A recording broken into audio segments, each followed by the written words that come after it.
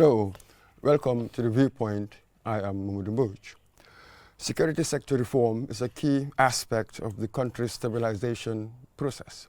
So the SSR project, which is also known as SSR project, was established in coordination with ECOWAS, AU and the UN, and it was inaugurated in September 2017 with the aim of creating an effective and professional security sector under democratic civilian control with full respect for human rights, rule of law, and good governance. But how far have we gone with the security sector reform, really? Recently, President Barrow pled with ECOWAS to extend the mandate of the economic forces in this country. My guest today on the Viewpoint is preeminently placed to help us answer this question and others. He is the ex-soldier, ex-ambassador, retired colonel, Mamadou Badji. He's the National Security Advisor to President Barrow. Welcome to the Viewpoint. Thank you very much, Tom, Mamadou, to make it more specific and official. I'm happy, and I want to thank all the viewers and the listeners. You're welcome. So far, you've developed the national security policy. You've also got the national security strategy and the security sector reform strategy. Apart from that, how far have you made progress from there?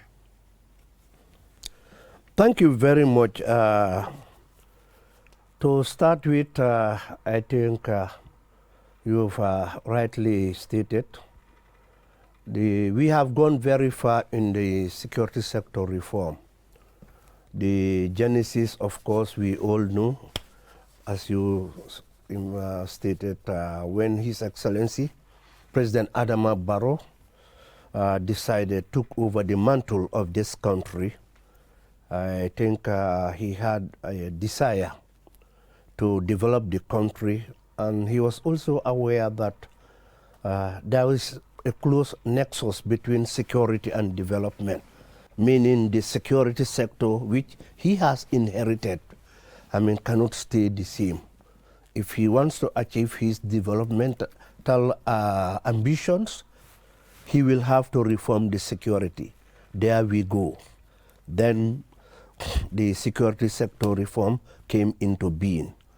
We started with the assessment, which I remember we completed in December 2017, and then had the assessment report launched and then circulated to the stakeholders.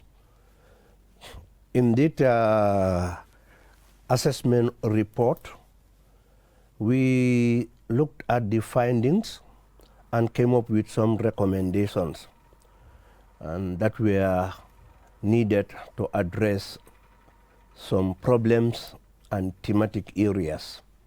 Issues like authoritarian legacy of the former government was key. Overarching frameworks, policy, strategic frameworks, and the acts. Some were all, very old, and some were non-existent. The institutions and the personnel needed the capacity to be built up. So building their capacity and capability was also one of the themes we thought we should look at. Then you have the issue of cross-cutting and perennial challenges, youths, gender, etc.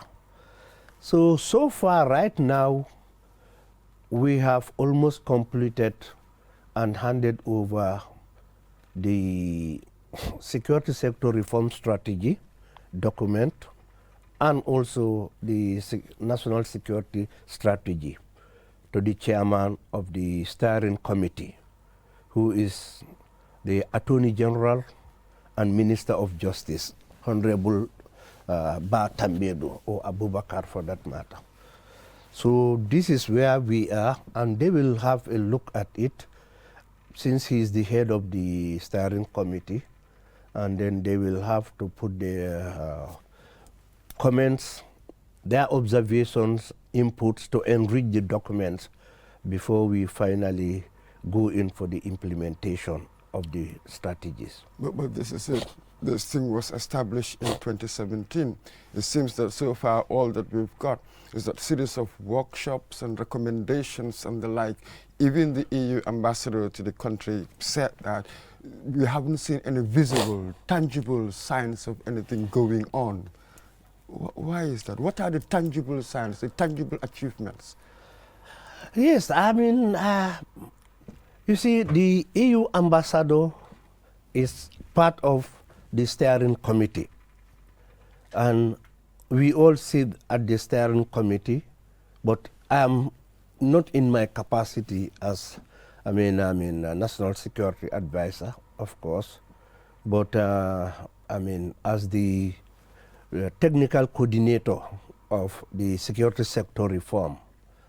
I think a lot of people also share that opinion. But then tangibly, I think we can pinpoint to the assessment report. Because before you move into any action, you have to assess the situation. I think the assessment, apart from our assessment at the level of the government, if I can remember, the whole thing started with a team of experts that were sent in the country from AU, ECOWAS, and UN that did the assessment, which pointed at the issue of the need to reform the security. They looked at the security situation in the country. So after this thing, one of the tangible issues that or activity that we can pinpoint to, I believe, is the national security policy, which was a vision and the dream of His Excellency, the President and the government, which was, to guide and also, it's a dream that will guide the future and then the security sector reform, where we are, what we want to do, and where we want to go to. So this was completed in precisely launched by His Excellency again in June 2018. It's a tangible, and a milestone indeed. Then from there, you see, after the assessment, we had a lot of findings. We had a lot of... Was this the same as the UN assessment, the 2017 US assessment? Yes. That report? Yes. But you know, in that report, it identifies certain key deficiencies. Yes. For instance, lack of training, the politicization.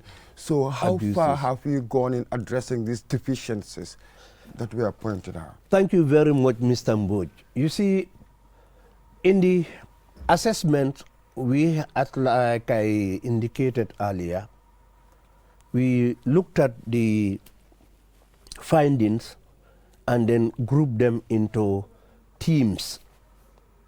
So one of the most important one, which was a priority, was the overarching framework.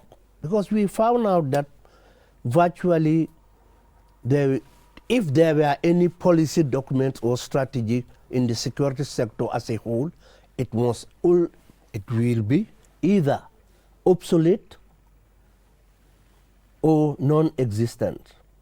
So our priority was to come up with a policy document. That's why, in the first place, our first activity and tangible, activity for that matter, was the national security policy. Then, if you have the national security policy, you cannot, address most of those issues without having to, get the or craft a national security strategy. That is the strategy. That strategy has action plans, and that will help us to be able to implement whatever is in the policy. So we had done two. That is the ones I mentioned, the national security strategy and the security sector reform strategy. That's it. So a key and other deficiency they pointed out was the size. So in your strategy, What are you doing about the size? There's these words, downsizing or right sizing, have been bandied about. So they've complained about the size of the army. So in your strategy, would you reduce the numbers? Actually, it is work in progress. But there's no decision yet. No. Because if you have a policy and strategy, yes, then the action plan should be there. No, the policy has really identified the issue of right sizing, and then what's the difference between right sizing and downsizing? Right sizing is a suitable and appropriate action or decision. Right sizing is the appropriate or suitable size that will commensurate to our needs, depending on or contextualizing it to verily fit the Gambian situation. So if we take the military, for instance, do you think that the current numbers are okay? Do you need to add more, or would you reduce? One has to move on. You see, it depends on where you come from. You see, when you sit with the heads of the institutions, when you interact with them, you see the needs.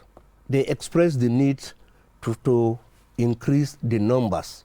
And they base it on sometimes genuine issues like, modernization has not reached us yet. If you compare some of the best practices in the whole world, internationally, you will find out sometimes that most of those military or armies they compare us with are modernized, military. They have high technology, meaning one person can operate a machine and you can do a job that in our own situation we will need to deploy maybe 10 or more. But nonetheless, we have worked closely with the World Bank, the IMF, and then the lead agent in the country is the Minister of Finance and Economic Affairs. We've agreed, we've seen a lot, and we have done a lot. So when you look at the perspective from the World Bank and the IMF, they focus on affordability. And since you and I know that the Gambia is donor-driven, so we have sometimes national positions and we have international and partners position. So the issue is we try to bind them, we try to be very critical, very frank, and to look at what is best for the Gambia. So the main advice, really, the thrust of the advice is to cut the numbers, but it seems you have not decided. Based on affordability. No, it is not. But right now we cannot afford it. Yes. We are spending more money. Apparently in 2018, for instance, we are spending 15% of our budget in the army. Yes. And it's all recurrent spending, not necessarily development spending. And we don't have enough for health services, for education. There are so many sectors, they're bleeding money to the army. You know, that's what I'm telling you, that, it's ongoing, the process is on, we've gone very far. Currently, as I am speaking to you, the documents are at the level of the steering committee, which is looking into it for their own observation, comments, and inputs. We have also put into cognition the issue of affordability. And then that is why if you look at our security sector reform strategy, we have 4 annexes that we are almost completed. The first annex and the framework is the implementation and costings that will help us to address the issue of bloated, or the issue, let me be very clear, the issue of right sizing, whether we are going to go up or down or whatever. And then we have also the other, mobilization of resources, resource mobilization framework. That's another one. Then you have the communication strategy. And with that, we have to almost certainly depend on aids and grants and that sort of thing, as No, we tend to do with resources. It depends. You know, even in other sectors, you and I know education, they have a lot of projects. This year, at least, government has done something. I mean, 2020, at least government has given us a budget. Government has employed. Before then, I was the only integral personnel or official to the Office of the National Security. The rest are attaches from our institutions, Army, Police, SIS, etc., even Foreign Affairs and the Defense and Interior. But this year, at least, the government has employed a Deputy National Security Advisor, a Chief of Staff, a Director of Policy and Planning, Director of Monitoring and Evaluation, and Director of Assessment, Analysis for that matter. So we are growing. That is it. We are spending more because we have to pay all of those people you just mentioned, and yet there is no tangible evidence of whatever is being done. If we move over to the police, because we talked about training, some people are complaining that the hangover, if you like, from the Jammeh era heavy-handedness is still what is extant, is still what is going on today. So perhaps the simple things that could have been changed, we still haven't changed them. No, before I come to the police, you see, security sector reform is a process, and it depends on how you perceive it and the lens you put on, you see. But I can tell you we have done a lot.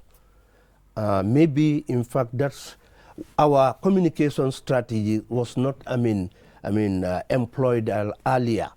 So we have the communication strategy late, where her responsibility was to sensitize the people and tell the people and the population what we are doing at our ONS.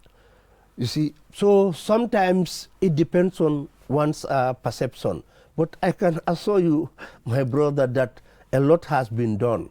Now that we have started this thing, I think myself and my team will be a very frequent participant in your viewpoint. Let me come to the police issue. You see, we all know during the past, the security sector was abused. That's why it was very clear in our assessment that we found out that there was deficiency, malfunctioning, there were abuses. A lot of things happened, which, basically we felt was not right. And basically that's why we are reforming. But the reform process is not only, trying to change the mindset. It has to do with capacity building of even the institutions. We have tried. If you look at, for example, the Faraba incident compared to the one you are trying to quote, is it the 26th of January? I think we've all seen the difference. You see, sometimes, there were fatality in that one, Faraba incident, but you and I know that this one, there was no fatality. But there were beatings and there was abuse. I will come to that. I will come to that. You know, Rome was not built in a day, my brother. You see, it takes time. This is sometimes, issues that has to be, where you have to go through, you have to get the right, an appropriate training. So we have just started. You see, in some, but how long does it have to take for one to know that they shouldn't hit, the security forces shouldn't really beat up people like that, defenseless people, really? Yes, you know, when this thing happened, we are still on the verge of studying and looking at some of those, YouTube or wherever, the photos, whatever. You see, I will tell you that if it happens and if it is verified, then I don't think that is what what is the wish for all of us. You know, as security personnel, and even, I mean, the head of state, we all know that we yearn for democracy. And essentially, security sector reform is referred to changing the structures and, I mean, transforming the security sector to be very efficient, to be effective, and more importantly, to follow the democratic values and norms, and to be under civilian control. But So basically, there's very little evidence to show that this transformation is going on. This is precisely what critics are saying with the slow pace of security sector reform and what people are experiencing with the police. Of course, we know that when we talk about the security sector, it's huge. I think today when I looked at it, you had like 8 agencies, you know, prison services, GRA. They are all part of security sector, isn't it? Yes. Really, they're all part of it, of course. But it seems that we are seeing more, hearing more about the police, what they are doing, and the army, far more than any other reforms going on. Anyway, I think I beg to differ a little bit. Yeah.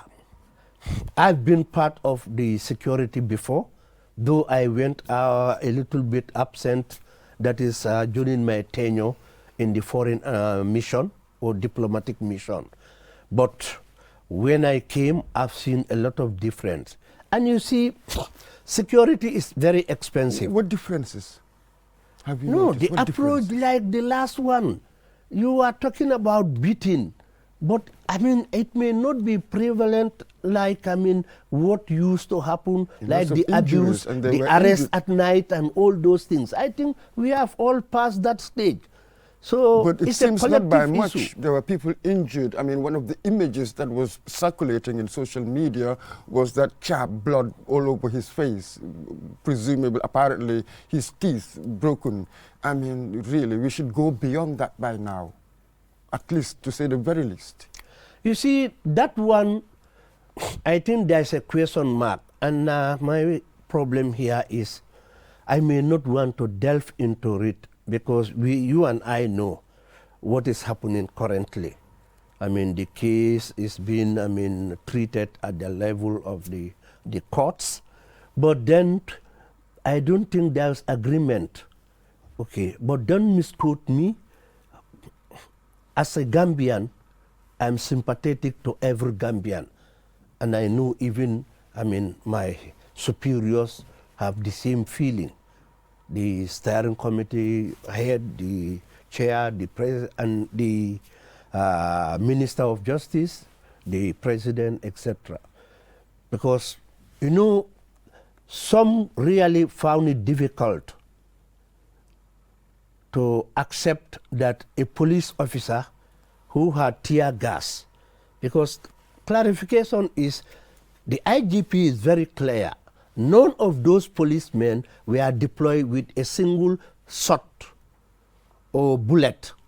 Everything was tear gas and whatever. It was not even riot. It is meant to... It wasn't a riot at all. No. When they were going, they were not expecting a riot. It's a demonstration, a permit was issued. So they went without any bullet. All that they have is their weapons for throwing, I mean, firing gas and whatever, tear gas for that matter. So people found it difficult And apparently for they a had police truncheons, officer 'cause they were to hitting. drop his weapon and then take a stone and then, I mean, throw it at a civilian. But then since it is issue of contradiction, they are claiming that it was done by the police. The police are, I mean, exonerating themselves. They are claiming that, I mean, it doesn't even add up. It doesn't make sense for one to drop your rifle and pick a stone. But then that doesn't mean that I don't sympathize the individual. We are all human, you see. And this process, my brother, let me say that I am very, very optimistic that one day we will reach there, because this security sector is sometimes not perceived and understood in its perspective. You see, those 8 agencies are not the security sector, per se.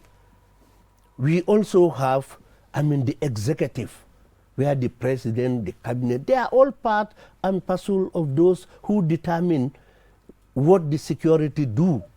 Some, in fact, directly, some not directly. We have oversight also, bodies. For instance, the Ombudsman, for instance, the Committee for Defense and Security at the National Assembly. You also have the civil society organizations. This very, protest that took place on the 26th, prior to the event, I was privileged to be part of the negotiation where we sat with, the 3 years journal were there. We represented the security and the government, and you have, a representative from ONEP, the church. I don't want to mention names here. They may not prefer, but then we also have, people from Tango, and then the discussions, that was why, in fact, it was smooth. So you see, it's a very, very holistic and broad, in terms of stakeholders. So these are, stakeholders. When we interact, which we are doing now, eventually, I think we will all achieve the end goal. Absolutely, and we hope that with the interactions afterwards, that would lead to action. But when you look at the country today, what really are our security needs? Or where would you see as the biggest security threat or challenges coming from, internal or external? As of now, that's why our focus at the level of security sector reform is the police and the other internal security institutions. Basically, those that are under the Ministry of Interior. Our internal security issues like crimes, they are all internal. You have some other issues like irregular migrations. There are youth activities, and also you have unemployment is there.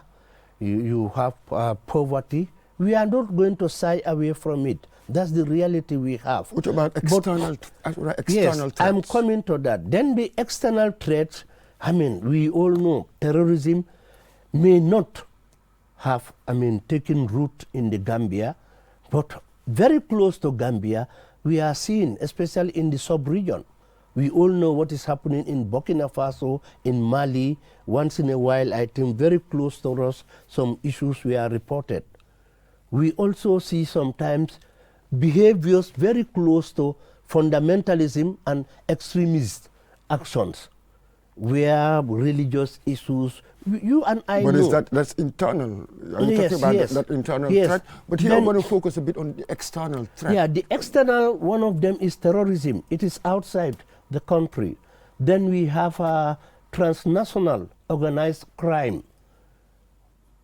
We have drug issues. We don't generate drug. Virtually, we have this minor one, marijuana.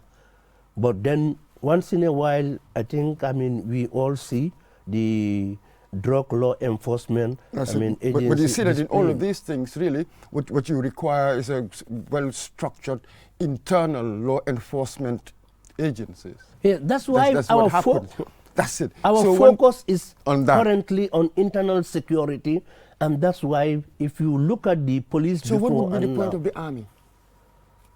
Oh, the military defense, the sovereignty, the integrity of a nation.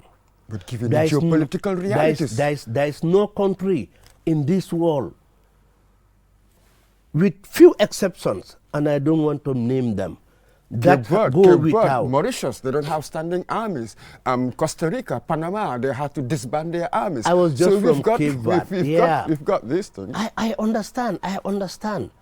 But, I think we are towing different lines. which I think well, we are in security sector reform. Yes, So and then you have to take sacred cows. You have to touch them. You have your right. You have right to your opinion. But seriously, I think I always want to position myself and disagree with those who, I mean... What's the size of the army right now, one wonders? No, we are still trying to come up with the evaluation. In fact, So last we do week... not know. We do not know the size of the army. No, I can. You know what happened? When, in fact, this issue of right sizing came, the office of the president came up with a moratorium that for 3 years, all institutions under Gambia Armed Forces, basically the Army, the Navy, the Guards, will not conduct any recruitment for 3 years. All other institutions, internal for that matter, those which are under Ministry of Interior, are complaining every day. The moratorium bans them to recruit. So right now the army is not recruiting? The army is not recruiting. None of them are recruiting. But for Interior and institutions under the ministry, they have been banned to recruit, to do any recruitment. But we've seen a press release for officer cadets, selecting officer cadets. What do you call that? What's that about? No, you see... Wasn't that recruitment? You are right. It is recruitment, but the number is very, very, very minimal. Yet we are recruiting. And then, let me tell you, that moratorium and the other directive that was given from the presidency had effect, because it has made sure that natural attrition was taking place. People were retiring. Those who met the retire age were not allowed to overstay. Some people, because of their desire to go out, or maybe we are not happy, or the morale was low, so decided to go. And there was an achievement in that area. But you will find out that that recruitment was so purposely to bring, improve on the officer cadet. The officer, level strategy of the armed forces. You know, the officers lead and the men follow. So sometimes you have to ensure that it is, the two commensurate. You cannot have a lot of men without officers that can lead them. But I want to say that that number is exceptional. It's an exception. 1 and 2, it is very minimal. What do you think is the ideal number of soldiers we should have given our security needs? You see, that comes from the threat assessment, which has already been done. You've done your assessments. We've got a policy. We've got the national security strategy. So one should expect that we should have at least an ideal number of what should be appropriate given our security situation. Yeah, that is the ideal. What do you think? What number do you think would be ideal? Consequently, you know, the ideal also is affected. There are a lot of factors. The current situation, the security situation, the environment, they have a lot of factors that will also determine what is ideal. So as at now, as I told you, my brother, we still, the process is ongoing. And certainly, very soon, I think the public will know where the security sector reform is heading to. But this is precisely the key. Things are really very slow. We understand that the army's got between 6,500 to 7,000. I was hoping that perhaps you will shed better light on that. And it is hemorrhaging. It is taking money from the social services and other areas, other sectors where we could have spent it, and the government, the country would benefit hugely. But here it is, there's a national army, we do not know what we're going to do with it, given our geopolitical situation, almost entirely surrounded by Senegal. I mean, our external defense cannot be separated from that of Senegal in many ways. And yet, the army is taking so much, and the pace of change is so slow. You can understand why criticisms are coming thick and fast. You see, I agree with you that our defense and security cannot be separated from Senegal, because naturally you and I know we are very close, we are one and the same. But not only Senegal, the sub-region, ECOWAS, the AU, you see. But those are aspects, those, are people's own perception. But as a security expert, you have, to look at other, metrics and other factors. So basically, the sovereignty and integrity of a country, we have the conviction that it is so dear that it is sometimes difficult for one to get up and want to just mortgage the defense and security of your country.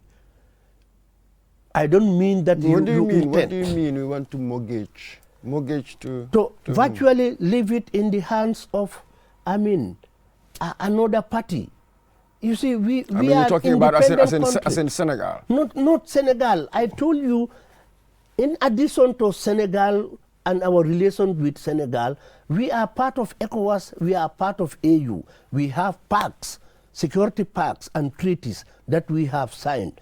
And then both these countries are helpful to us. Oh, that's absolutely true, but we're just talking about the contiguous nature of Senegal and Gambia. That's physical. It's there, everybody can see. You cannot come here in many ways, except, of course, from the Atlantic coast, of, is it 80 kilometers or so, without going through Senegal. So when it comes to external defense, surely there's really no need for an army with us. Oh, have a strong my security brother, force that's a very raw analysis. Okay.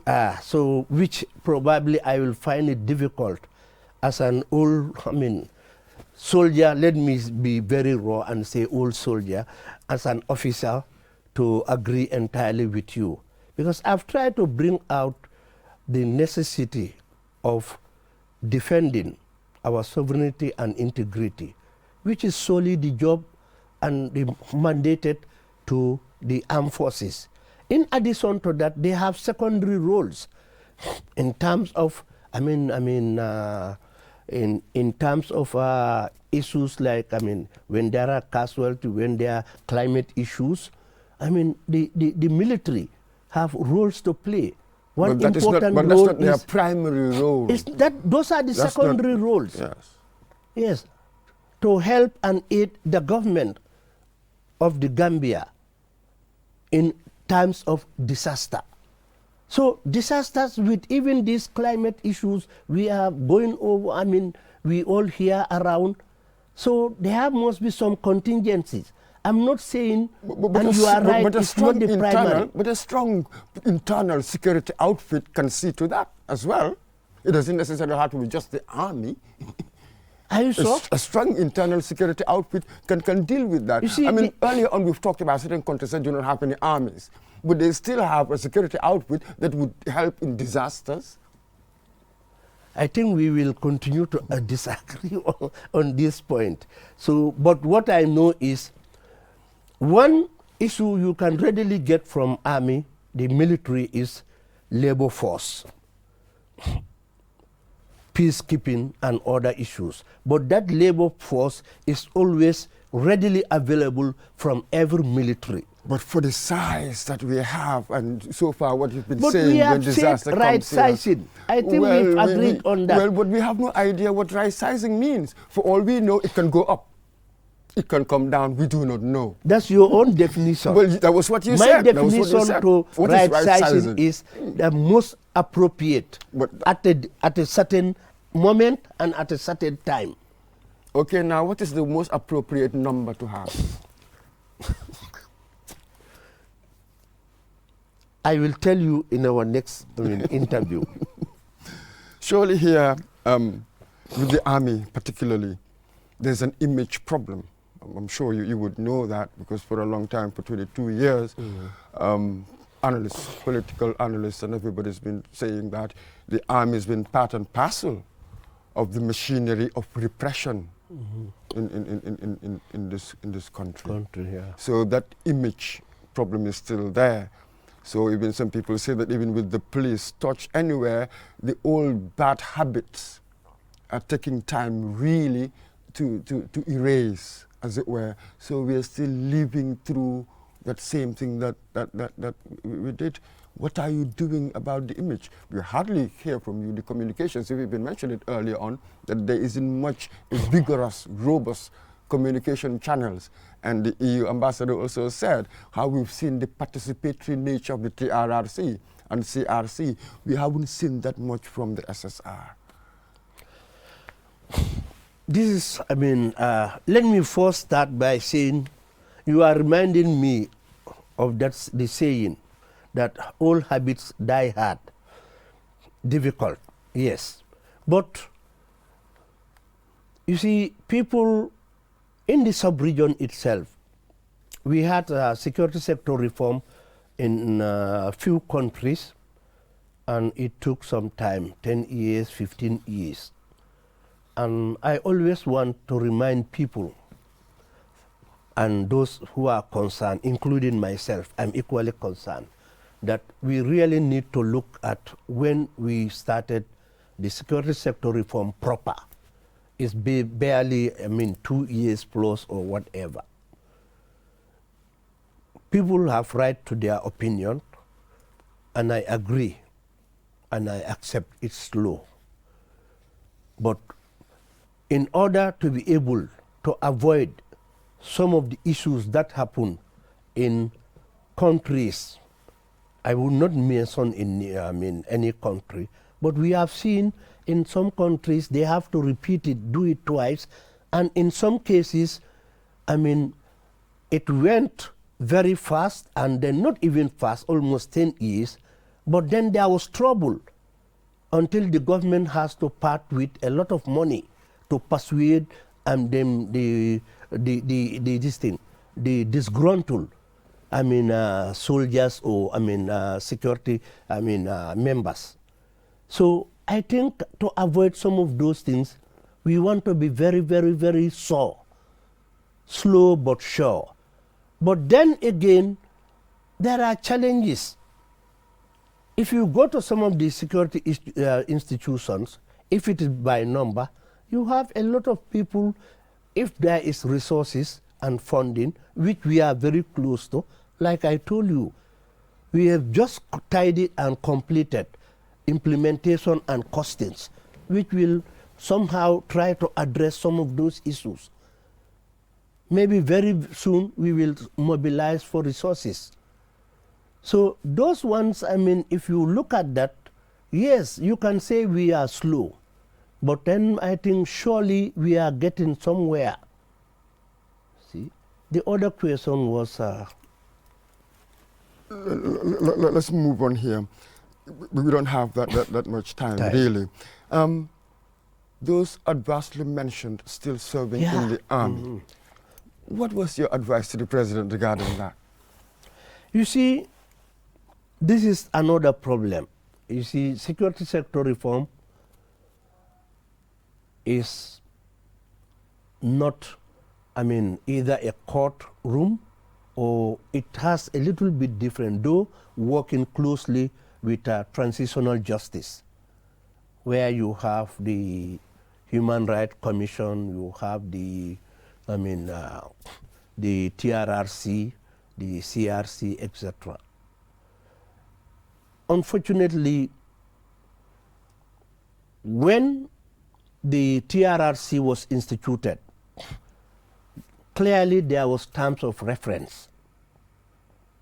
And I think one of the, the terms and the conditions is after the completion of the whole process, the report will be submitted to the executive, and then decisions will be taken. That doesn't mean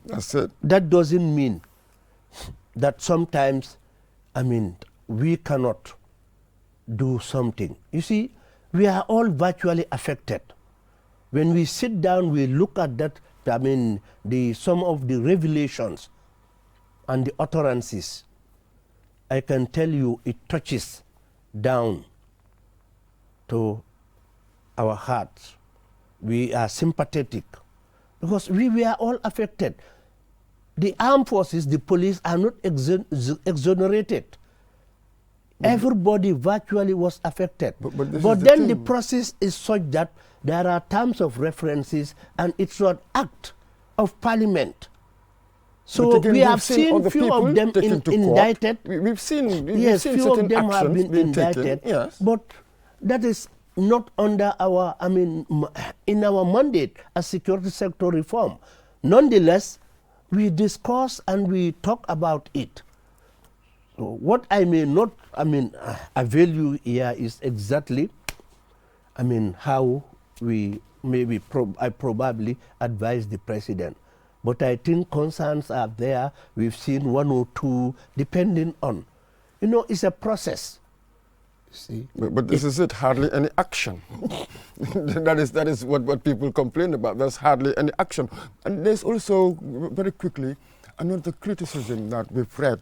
Some analysts are saying this, that the idea of downsizing or so is a bit sensitive, because apparently you have a majority of Jolas in the army, so any downsizing would seem as if it is a persecution of the Jolas. What do you make of this criticism? I think we've come very far in the security sector reform. We have got, done some activities. There were sensitizations, there were induction training. So actually, I don't think it will affect anybody if we have to look at especially that particular issue of ethnic imbalance in the military.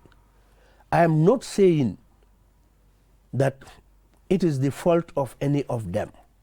We all agree, and we all agree, accepted that there was, abuse.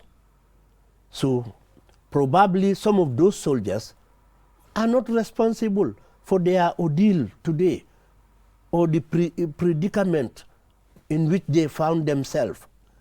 But when you are doing a process, a project or whatever, there are terms of reference.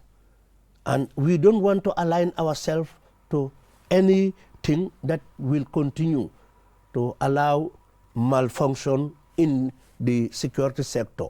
We may not look at a particular ethnic whatever, but what is proper in the security. Because some countries, they do it, and they call it quota system. This tribe, 25%, this tribe, depending on. So what are we going to do here? There were some of the issues that appeared even in our assessment. So we are still, looking at it.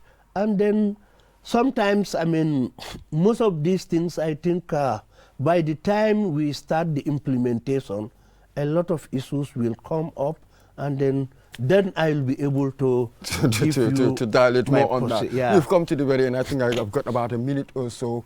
I have to put this to you because quite a good number of people have said it, that you were part of the old regime, Jammeh's regime. You served it for some time. That's so true. People are saying that, are you the right person to be a national security advisor, given that you did your formative years within a dictatorial structure?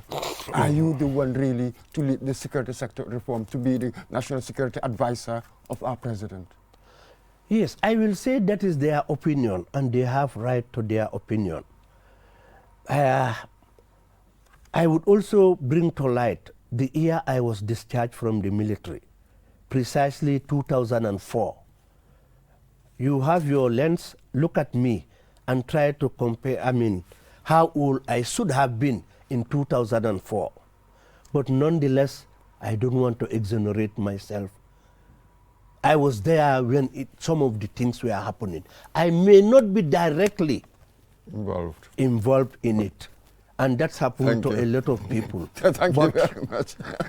Thank you very much. I think you said, okay. we've come to the end of the Viewpoint. We've come to the end of the show. We have to thank retired Colonel Mamadou Badji, the National Security Advisor. Thanks for coming on the Viewpoint. I also want to thank you so much for bringing me here, and I think a lot of things are happening. Like I promised, the Viewpoint will be our own program.